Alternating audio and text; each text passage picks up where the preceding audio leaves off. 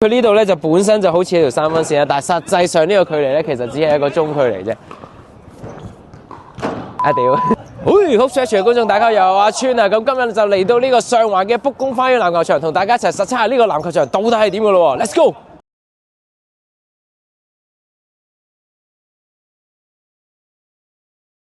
咁首先講下呢個球場有啲咩配置先咯。咁呢度咧就會有3個全場嘅籃球場，總共6個籃框嘅。但係咧每一個籃框咧個標準都完全唔一樣嘅，佢哋都係一個唔標準嘅全場。同埋大家可以睇到個3分線咧，雖然咧就厚咗啦，但係比一般嘅3分線係窄嘅。實際上佢嘅距離咧就只係得中距離嘅啫。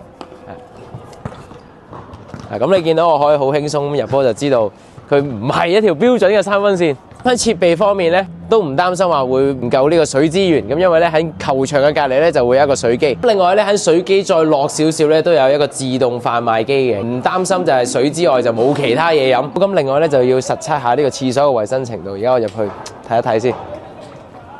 咁啊話咁快就已經去完個廁所啦。咁啊我自己就覺得喺更新完之後咧，咁個廁所個整潔程度咧就大大提升咗。咁所以個廁所 OK。呢個球場最大嘅特色咧，就係呢個附近咧有好多唔同有特色嘅商店啦，亦都有好多可以參觀嘅地方，同埋咖啡店都可以俾大家經過路過嘅時候 chill 下。咁唯一咧唔好嘅地方咧，就係佢行上嚟呢度咧就好多樓梯，未上到嚟球場都已經出緊汗啦。同埋咧呢個球場隔離咧有一間咧係日本牌子嘅布洛克力，佢哋間唔時咧都會喺呢個球場搞一啲充滿街頭特色嘅比賽。咁所以咧我自己覺得呢個球場咧都幾代表住一個街球嘅感覺喺香港入邊。好，咁就去到最後就總括一下呢個球場啦。咁首先喺球場嘅配備同埋就係標準嘅程度嚟講咧，呢度咧就唔算高分嘅，因為個球場都唔算好標準。咁但係咧，我自己就覺得呢個球場咧就充滿住香港嘅特色。一邊咧就係高樓大廈啦，另一邊咧就係一個休憩嘅空間，可以俾大家喺漫畫嘅鬧市入邊有一個喘息嘅空間。除此之外咧，亦喺附近咧亦都好多